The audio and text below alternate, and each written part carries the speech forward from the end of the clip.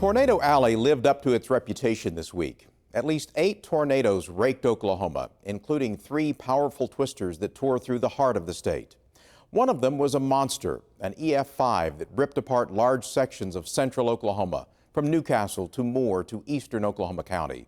The tornadoes killed 26 people, leveled neighborhoods, and left widespread destruction. The city of Moore suffered the most devastating loss, 24 dead and billions of dollars in property damage. The scenes of devastation can be found across Moore and South Oklahoma City in the aftermath of one of the most powerful tornadoes ever to hit the state.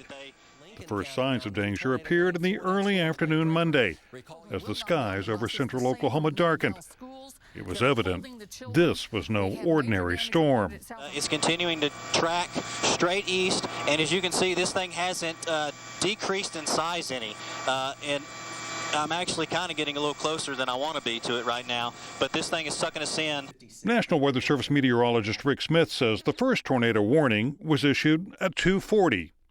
At 3:01 p.m., we issued a tornado emergency statement. That's an exceptionally rare event. We don't do many of those, but we thought the impact was high enough coming into the densely populated areas that we wanted to heighten the awareness, so we did that.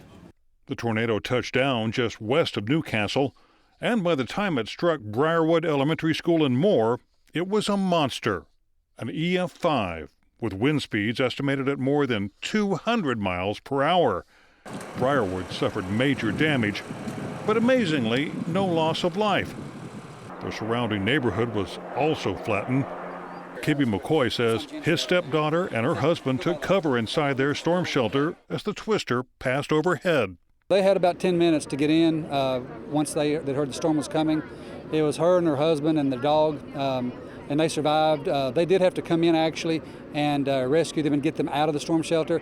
All the debris was covered up on top of it, so they had to clear debris to get them out of the storm shelter. But like I say, praise God they had a storm shelter. Today, the shelter is all that's left. The couple's home, along with so many others, is no more. When we got back there yesterday, it was obliterated. There was nothing left. She had a car that was in the garage before the storm hit, and actually it was dumped out of the garage and placed on top of their other vehicle upside down. Satellite photos show the neighborhood as it was before the storm and after the twister tore through. After passing Briarwood School, the killer storm kept churning through Moore, leveling homes, uprooting trees, and turning everything in its path into rubble. The tornado leveled Plaza Towers Elementary School and tossed cars into a heap. Terry Veach is a first-grade teacher at Plaza Towers. She says when the weather turned ugly, teachers began moving children into hallways to avoid flying glass. We were all in the hallways when the sirens went off, and as soon as the walls started to come in and the beams started to fall and the sheetrock and the ceiling tiles started to fall, we just started piling babies as quick as we could in the bathroom and laid on top of them. Veach says even as the walls fell in, the kids remained calm, or as calm as can be expected. But those babies did exactly what they were told, and they are what kept us going in the mode of survival. So, and the parents that showed up with the support and the love to help children that aren't even their own, I mean, these families would do the world for you. Steve McDonald was one of the first to arrive at the school after the tornado hit. I seen the tornado just barreling towards us, and I just got back in my car and I headed south as far as I could. I got down by Southmore High School right as soon as it passed, and then as soon as it passed, this was the first place that I got to. Shortly after the storm passed, McDonald began pulling children from the wreckage. We just started getting on top there, trying to pull them out, getting underneath the rubble. We was trying to pull up the wall at first, but the wall's too heavy and stuff, of course, you know, so, but we dug them kids out of there as fast as we could. Search efforts continued through the night as first responders were joined by members of the Oklahoma Army National Guard. Back towards where we were standing, spread out every about 10 or 15 meters.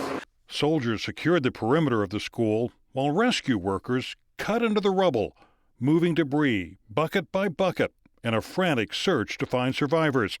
Specialist Josh Graggart called the devastation overwhelming. You know, you don't ever really think about it as much whenever you're at home, but when you get out here and actually see all the devastation and all the people that are affected by it, it really hits hard.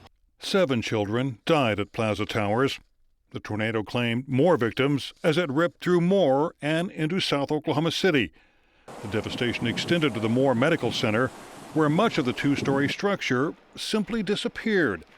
At the nearby Tinker Federal Credit Union, only the vault where employees and customers took refuge remained standing. The day after the storm, search and rescue dogs crawled over the debris, still looking for survivors. Go search.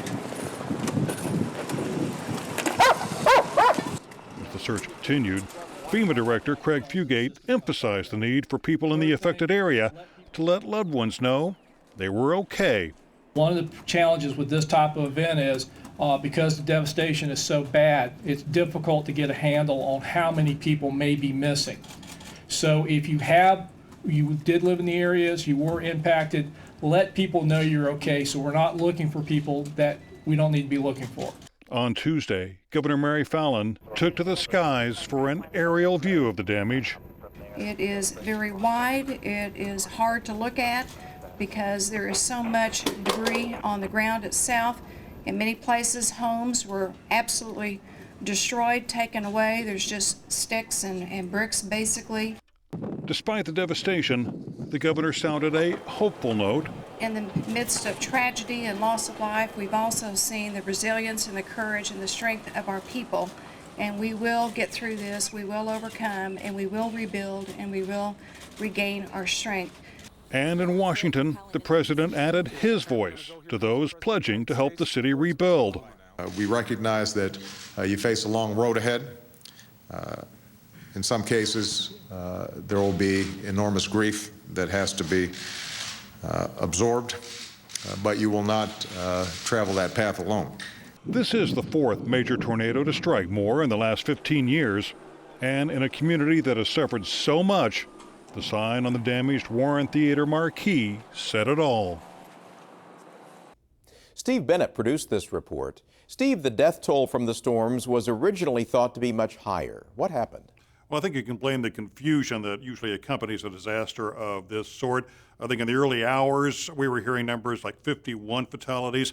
I think there was at least one report that said as many as 55. Later, the state medical examiner's office said many of those victims, if not most of them, had probably been counted twice. Now, since Tuesday, the death toll in the Moore area has remained at 24. We, of course, had 2 people who were killed in Sunday's storms, so the death toll now holding steady at 26. In addition, we've been told that 377 people have been treated at local hospitals for injuries, and again, that number appears to be holding firm. What are the financial losses?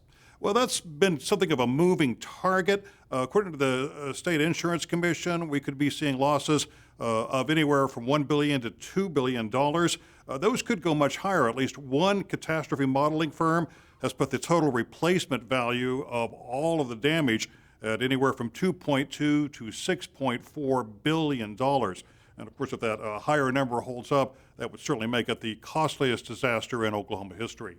And you've talked to people in Moore. How are they holding up? Well, as you might expect, obviously they're still shaken by this, and there are those who have said they may think twice about rebuilding in the Moore area. But for the most part, those that I talked with said this is home. This is where we plan to stay. As Mayor Glenn Lewis said, this is not our first rodeo. We've seen 3 of these major storms, actually 4, going back to 1998, that have ripped through Moore. Every time the city has rebuilt and come back stronger, and most of the people that live in Moore say, yes, it's home, and they plan to keep it that way.